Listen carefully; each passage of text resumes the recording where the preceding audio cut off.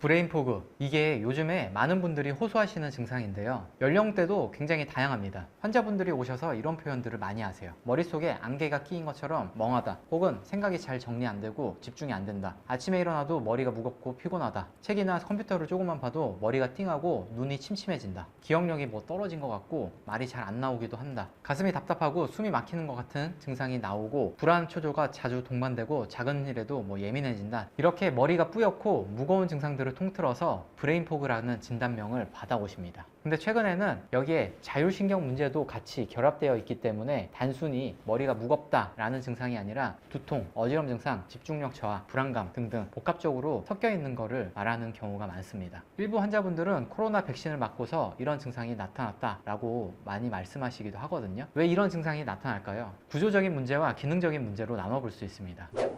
첫째는 구조적인 문제를 얘기해 볼 건데요. 목과 등뼈 그리고 경추와 흉추 이 부분의 불균형 때문에 나타날 수 있습니다. 쉽게 말씀드리면 목뼈는 뇌하고 가깝게 연결되어 있고 등뼈, 척추에는 교감신경이 모여 있습니다. 그래서 목과 등이 틀어지거나 아니면 과긴장하게 되면 혈류와 신경신호들이 제대로 전달되지 못하거든요. 그러다 보면 머리가 무거워지거나 두통이 유발되거나 아니면 멍하거나 이런 증상을 유발할 수 있습니다. 목 어깨가 뻣뻣하고 긴장되면 후두신경이나 3차 신경 그리고 위주신경 같은 신경들이 예민해지면서 두통, 어지럼 증상이 심해지는 것과 마찬가지죠. 다시 말해서 뼈와 근육의 불균형이 단순히 목만 불편하게 만드는 것 뿐만 아니라 뇌로 가는 신호 전체를 불안정하게 바꿔버릴 수 있는 겁니다. 둘째는 기능적인 부분의 문제인데요. 우리 몸통, 이 체관 안정성, 다시 말해서 코어에 문제가 생긴 경우입니다. 횡격막, 복행근, 다혈근 등등의 코어 근육들이 제 역할을 못하게 되면서 척추나 흉곽의 안정성을 잃어버리게 되거든요. 우리 뇌는 원래 안정적인 몸에서 올라오는 신호를 기반으로 균형과 집중을 유지하는데 몸이 불안정하게 되면 감각신호 자체가 뒤섞이면서 혼란이 생길 수 있습니다. 그래서 환자분들이 그냥 앉아서 컴퓨터를 하거나 공부를 해도 아니면 무리 안 하고 앉아서 쉬는데도 중심이 안 잡히고 머리가 무겁고 띵하다 이런 표현들을 하는 거죠. 셋째, 고유수용 감각의 문제입니다. 사실 이건 앞서서 말씀드린 첫째, 구조적인 문제와 둘째, 기능적인 문제들의 결과물이라고 보시면 됩니다. 목과 척추가 불안정해지면서 근육과 관절에서 뇌로 올리는 위치 정보가 왜곡될 수 있습니다. 그럼 뇌에서 내 몸의 위치를 제대로 인식하지 못하게 되고 시각적인 정보랑 부딪히게 됩니다. 그러다 보니까 자세를 유지하는데 더 많은 에너지를 쓰게 되고 집중력 저하 그리고 머리 무거움 이런 증상으로 이어질 수 있는 거죠. 우리 목 주변에는 이런 고유수용 감각을 담당하는 인대와 근육들이 많습니다. 그래서 목이나 경추와 흉추, 연접부 여기에 문제가 생기게 되면 어지럼 증상이나 시야 흐림 등의 증상들이 동반될 수 있는 거죠. 예를 들면 이런 체형을 갖고 계신 분들, 이 환자분 스스로는 인식하지 못하고 계시지만 이 다리 사이의 정중선 여기에서 고개가 한쪽으로 심하게 넘어가 있는 분들이 굉장히 많습니다. 환자분들은 평소에 전신 거울을 통해서 본인 모습을 관찰하진 않거든요. 대체로 화장실에서 얼굴만 많이 봅니다. 그래서 이분들이 기울어져 있다라는 사실을 인지하지 못하고 익숙해져 있는 경우가 굉장히 많아요. 크게 생명을 위협할 만한 증상은 아니지만 항상 불편감이 있는데 이 원인을 찾지를 못하는 거죠. 뭐가 문제가 있지 않은지 해서 뇌에 관련된 CT, MRI를 찍어도 전혀 문제가 없는 거죠. 그래서 이런 브레인 포그 증상들이 계속 있는 분들은 단순히 뇌 쪽의 문제라고 말씀드릴 수 없습니다. 앞서서 설명드린 대로 목과 등뼈의 불균형 혹은 코어 안정성의 약화 그리고 그 결과로 나타내는 감각 정보의 오류 이런 식으로 여러 가지가 겹쳐서 생기는 증상입니다. 그렇기 때문에 단순히 두통약이나 진통제로는 한계가 있을 수 있어요. 만약에 증상이 심하고 경흉추 주변에 연부 조직 혹은 근육의 과긴장, 신경 유착 등이 있다면 그 주변을 시술을 통해서 풀어주는 게 기본이 될 수 있죠. 그리고 재활 운동을 통해서 체관 안정성 그리고 고유 수용 감각을 회복시켜야 근본적으로 해결될 수 있다라고 말씀드릴 수 있습니다.